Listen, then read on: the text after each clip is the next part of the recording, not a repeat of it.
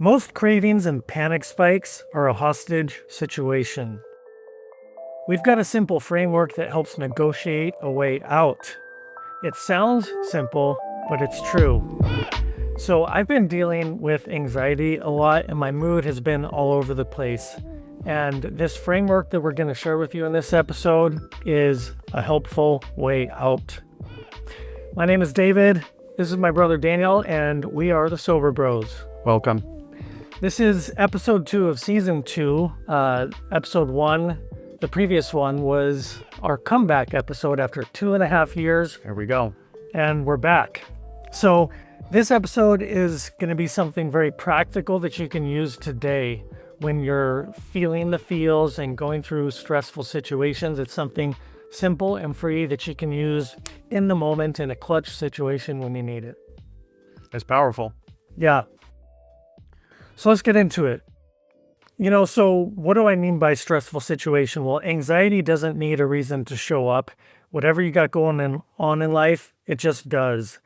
And when it comes to addiction and cravings, if it goes unchecked in the moment, it leads to more stress, shame, exhaustion, and inner conflict. And in that moment is when our brains can start lying to us, and it sounds convincing, and it often works. But the main point is the spike feels urgent and true, but it's not an instruction for you to take action on. So you need something to help you move through when you're cooked. And that's what this is. So the framework that I got to share with you is from an audiobook that I listened to in January. So 5 months ago?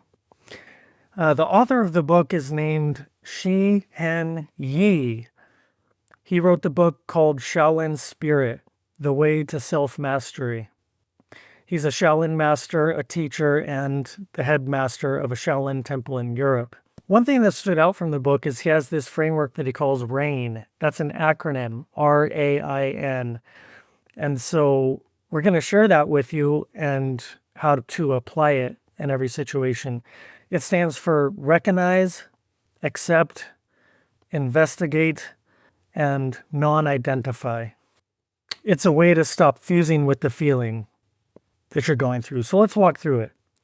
The first one is R, recognize. The goal is to stop pretending like it's nothing, because it is something. So you can recognize and name it.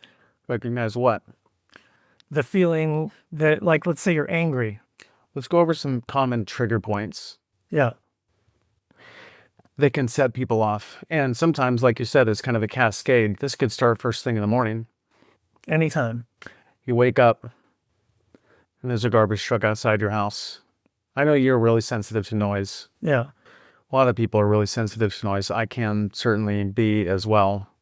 First thing in the morning, something happens. That's like the beginning of a potential cascade of triggers that can happen throughout the day, culminating in things that happen throughout the day. Somebody cuts you off. Somebody's just fucking going so slow. They're going 25 miles an hour in a 35 mile an hour zone. This is me going to work. And I'm like, there are signs, like, what is going on? So like that already starts things off, right? And then you get to work and there's this and there's that and this thing happens and that thing happens, and then you're done with the day. And there have been all these times that are trigger points throughout the day. You haven't given yourself the opportunity, maybe you haven't had the opportunity to just like decompress and work yourself through those situations. So by the time you get to the end of the day, now we're just looking at something. Most people are just going to be looking for something now to really bring themselves down. Yeah, because all those triggers have been stacking up over the hours. Yeah. Unaddressed. And most people don't have a toolkit on them to be able to just kind of like negate those things throughout the day so that they don't just become a buildup. So you have to stop in the moment when you're feeling angry and frustrated and just recognize it and allow yourself to feel that, which goes on to the next one, which is A, accept. So first you have to recognize it and name it, and then accept it rather than trying to talk it away, You know, the goal is to stop fighting the wave. So after you recognize it, then you accept it. You just say, this is here, I don't like it, but it's here and it's true. Just recognize it's there. Just notice. It's like noticing is another word that I like. That's living consciously rather than autopilot unconscious going through the day. You're actually taking a moment to notice and recognize and become present. Yeah. That's the first step. And most people just skip over that. But the engine is beginning to overheat at that point. And so if you can recognize it, that's the first step. And then rather than try and fight it, you just accept it. Because when you resist it, it gets louder. So acceptance is the next part. Now, acceptance, like with my kind of familiarity of this kind of thing, acceptance, you could also say something like allow it. Don't challenge it. Allow it. Allow the feeling to just be present. Don't resist it. Don't try to bury it.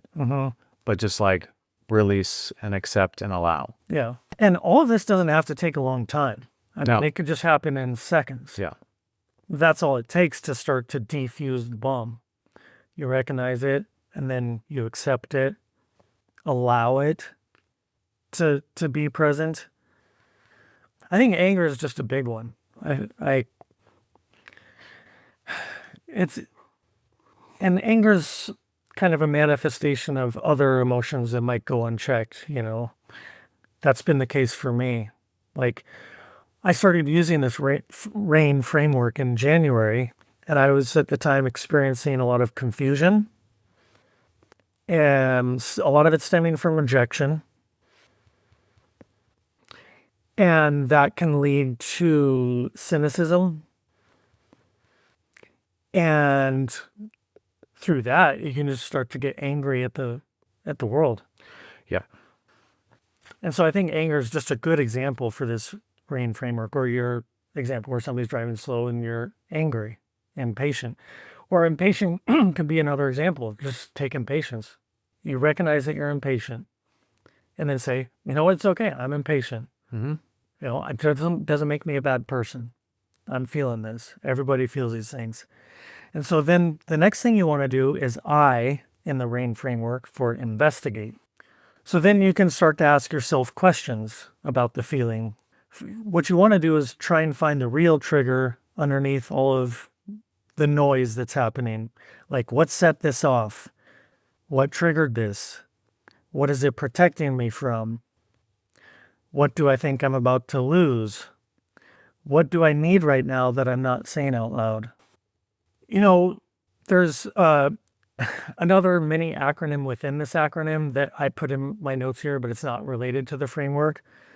But if you're investigating, it could be that you use the HALT, which is hungry, angry, lonely, tired. If you're investigating why you're feeling the thing that you're feeling, are you hungry? That's huge. Are you angry? Are you lonely? Or are you just tired? So you start to investigate why you're feeling the feelings.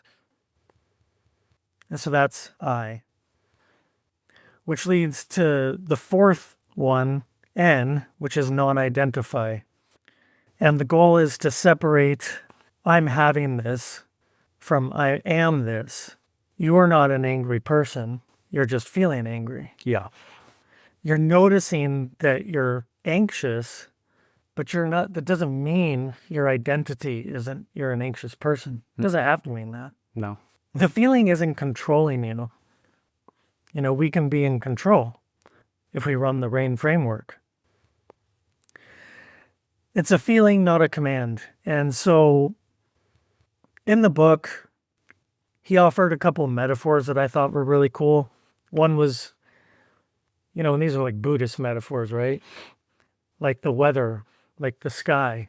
If you're looking up outside and you see clouds passing over the sky, the clouds are not the sky. They're just passing through. His other metaphor was like a movie projector. What you have is the screen, which can be anything. but the movie projecting onto the screen is just the film projecting on the screen. The images passing over the screen are not the screen. Right. The screen is source, consciousness, what have you. It's that indescribable thing that we are, but the feelings that are passing through us in the moment are not us. Right. Whatever they are. Elation, joy, excitement, that's not even really us. Those are just sensations that we're having. And we don't even have to label them like good or bad. They're just happening. Right. We don't have to identify with them. We can bring it back to presence, source, space, and all of that kind of stuff. And so that's non-identify. And again, this framework, you can run it anytime, anywhere, and it might only take 10 seconds, but you can find 10 seconds in a moment with practice. With practice especially, it just becomes easier. It's not going to be easy at first. You're going to notice that you fucked up and you got angry and you said something. Okay, well, now you notice that experience and you can practice again later today, tomorrow. And so that's the RAIN framework. Yeah. I found that to be very helpful to me. January and February, when I was really struggling and still sober at the time, I was just really frustrated and stuff. And so I practice it, and I found it to bring me true peace in the moment. Not lasting, but that's okay. In the moment, it brought me peace, especially if I couple it with a walk and breathing.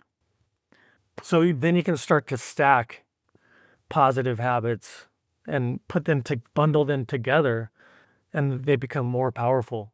3 deep breaths, 5-minute walk, run the RAIN framework, and you're going to feel a lot better. Like a drink of water. Yeah. Yeah, and something that, so I came across, we spoke about this very briefly. Gabor Mate had a very similar framework that I kind of caught on to early on, which was in regards to addiction. When the craving comes up, to recognize it, to just say, oh, hey, there you are again. There it is. There's that. There it is. There's that like clawing at the back of the throat for a cigarette. It could be, sometimes for me, it was just like a kind of an upper chest kind of craving for a drink, to calm down. And or that can just be purely habitual. Done with work, driving home, the sun's right about that angle. You're not conscious, you're on autopilot, you're not aware, and here comes habits, trained neural pathways. Could have had a triggering day. That happens to me all the time. I work in the restaurant industry in addition to my own business. So I would be driving home and there it is. And I just would recognize it, and just again say, there you are, there it is. There's that old way of thinking. I would recognize it and then I would accept it. I would just be like, don't judge it. Don't fight it. Don't condemn it. Just see it for what it is.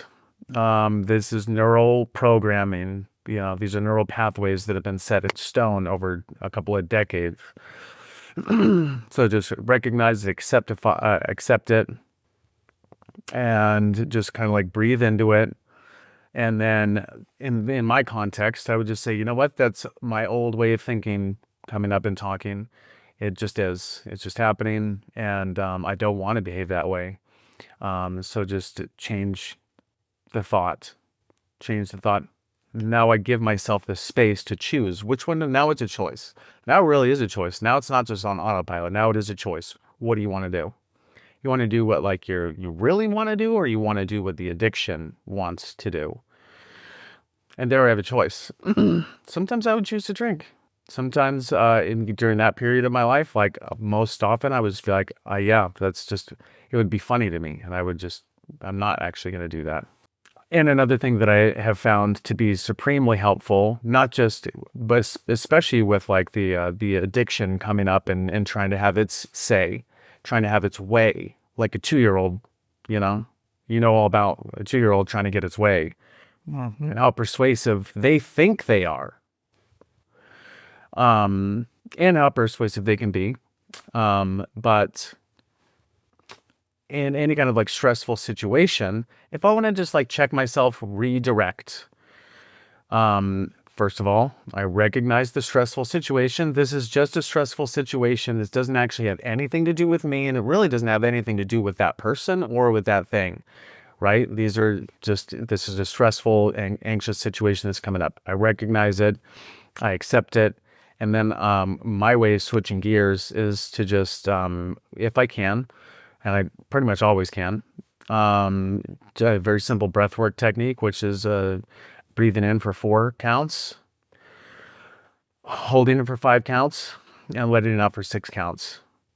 I do that like 3 times, and I'm usually just a different person.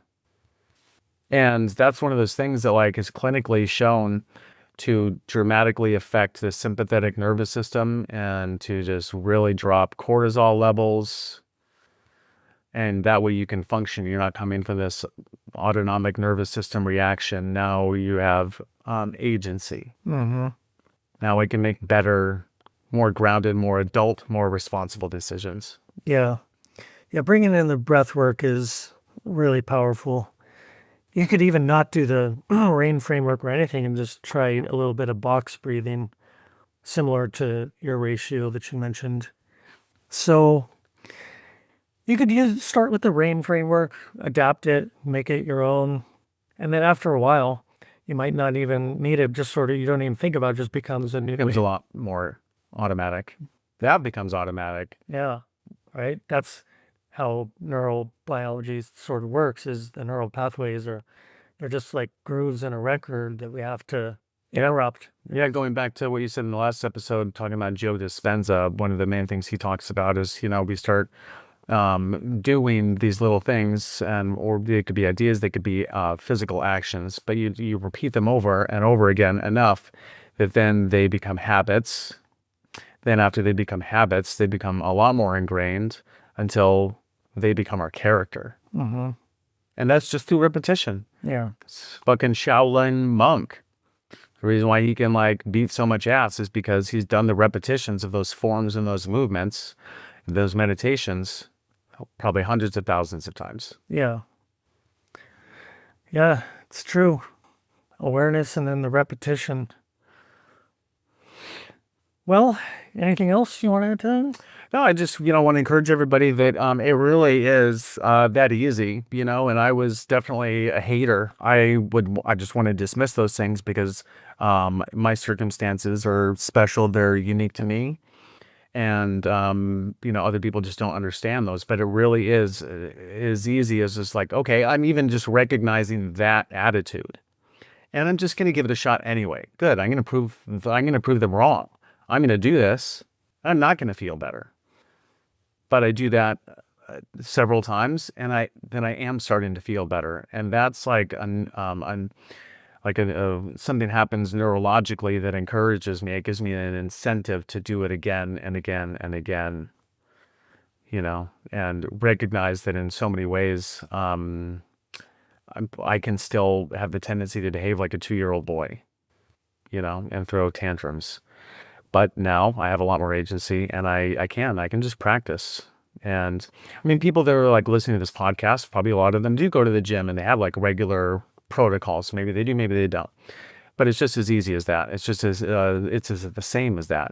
I go to the gym and I just do that. I go to yoga and I make it a practice. I just do it even if I don't feel like doing it. And it becomes automatic. Yeah. Yeah. That's good. So if you want a quick takeaway and summary and other ways to use this in a real quick format, I highly recommend checking out our Substack newsletter, which is where you're going to be able to check all this stuff out in a real short time, delivered right to your inbox. We are sending out the newsletter with each episode every week. So sign up on Substack. The link is in the description. You could also connect with us on Instagram and find the show on Spotify and Apple Podcasts. So that's all we got for this episode. Feel free to leave a comment. We'll be keeping an eye out to have this conversation more in depth with you. Thanks again for tuning in. Yeah, we're super interested in hearing what you all have to say. Yeah. If you got something you're going through right now and you just want to talk about it with us, we're happy to hear from you.